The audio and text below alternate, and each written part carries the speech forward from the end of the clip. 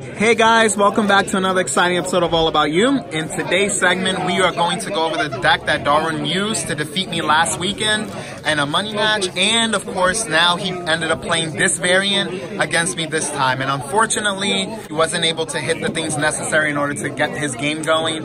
And I mean, Darwin could talk to you about the match and also show you the deck profile.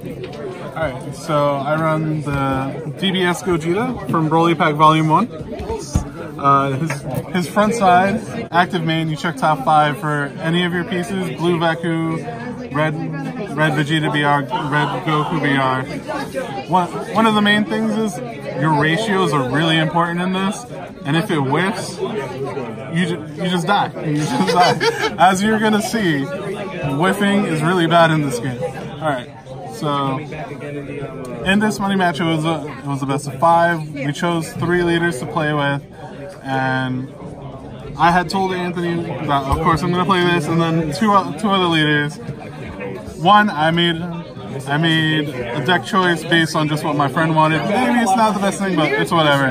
So Anthony had told me he was playing yellow Broly, possibly green Broly, but audible to Vanilla Ku because he couldn't get a certain card at a certain time, and his Super Shenron. So I'm like, alright, cool, yellow Broly.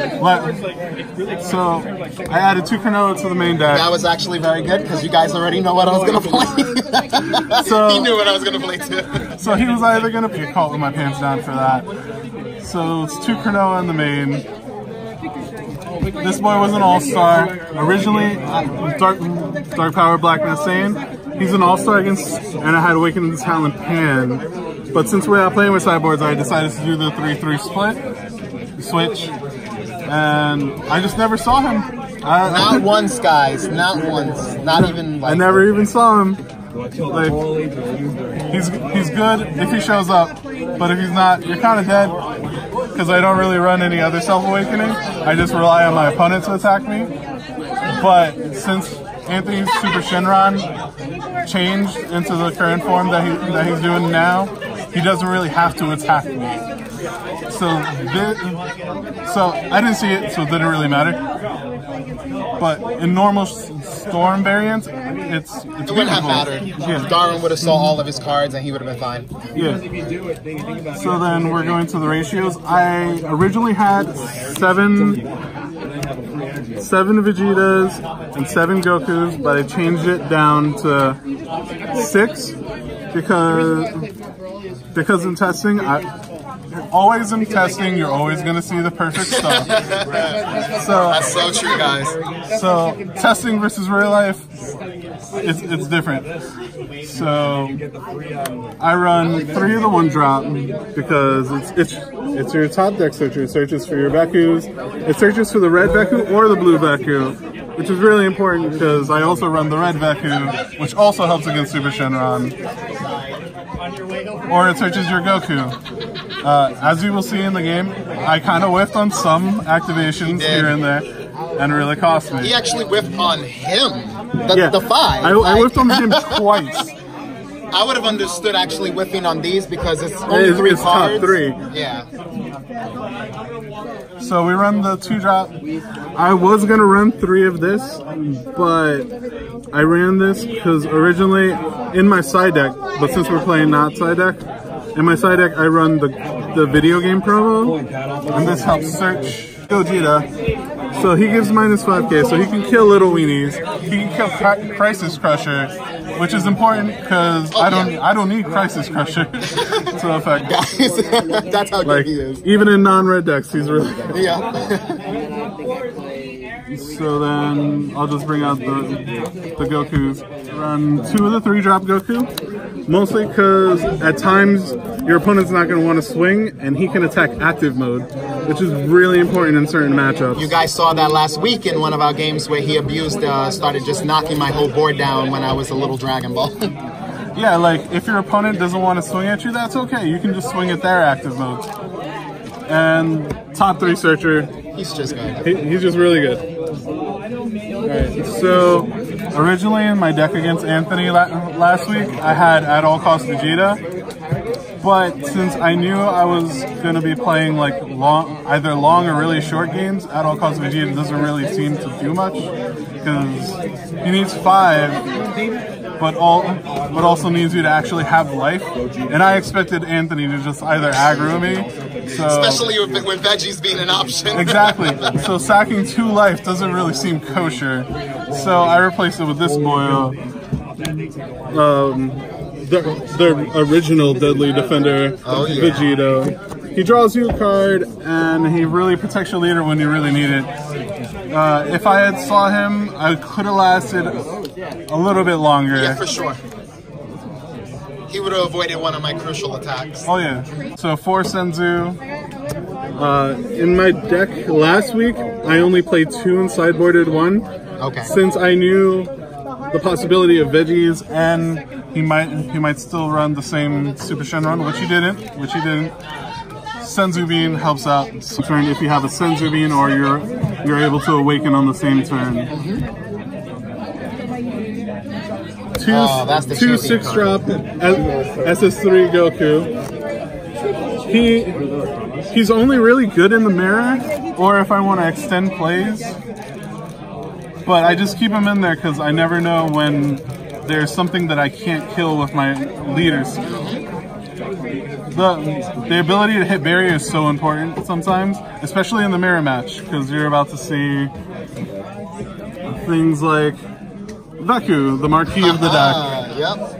Yeah, he's a big old barrier blocker. He's a 10k. If he gets KO'd, you bring the fusion materials back. You get the top 2 into your energy.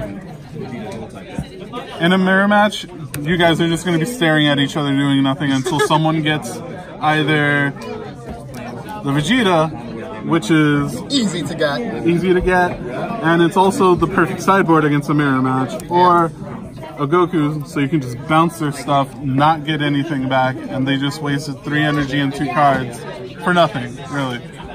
4 super combos. Originally had the Great Saiyaman super combo, but I figured having this would be more pertinent in case, as you'll see in the game, sometimes I don't even have 5, and just getting hit as often against a veggie deck, I'll be at 4 no matter what.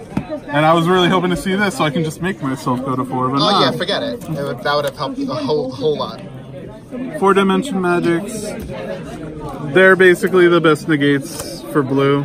Yep. I mean, Whis Coercion's pretty good, but this is basically a double. It's like a Whis Coercion on steroids. Yeah. 2 starter deck Gogeta. This guy actually came out in one of our games. It came out, but not affecting barrier really hurt it. I already saw his hand, so even if I did that, it would have been like, what, a turn and a half before it happens again? Goku Oob versus the slower decks. It's just so good. Like, a guaranteed energy kill and damage. It's kind of perfect. Even if they negate it, they still lose a life. Yep. And you won't get the cost reduction because I'm not a world tournament leader. But in games where I actually get Veku's skill off, getting to 8 is really not that hard. I run 2 red Veku. Oh yeah. If I had more, I would run more, but then I wouldn't know what to cut. It's more of a sideboard option.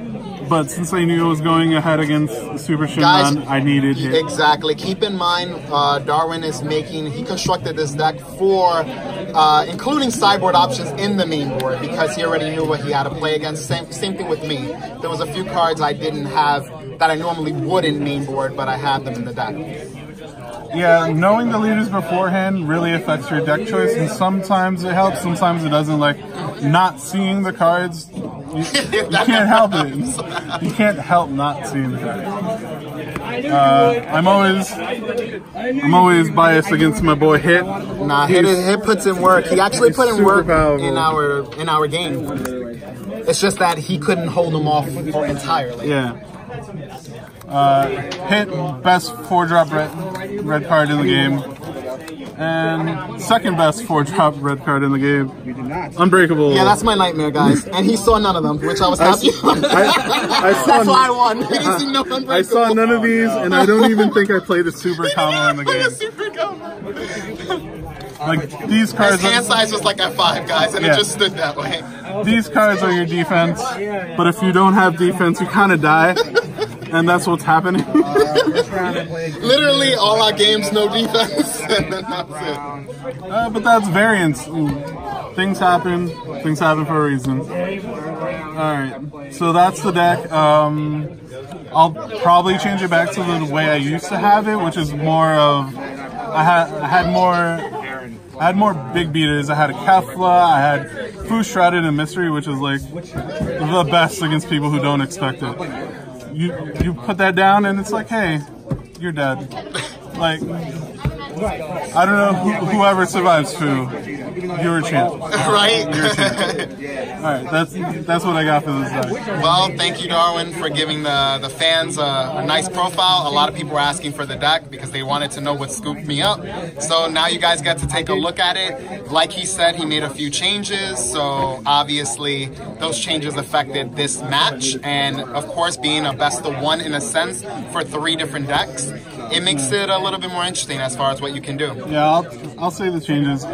These were Awakening Talent Pans, like I had said before, mostly because they were blue and they keep in theme of returning back to hand. And I think these 2 were a Shrouded Fu and a Kefla, mostly because the Kefla 5-drop, if she sticks, she's just card advantage. She's ridiculous. She's just card advantage on the stick. Dual attack, draws a card, gets stronger. I mean, not Yeah, much. like if they don't answer it, it's over.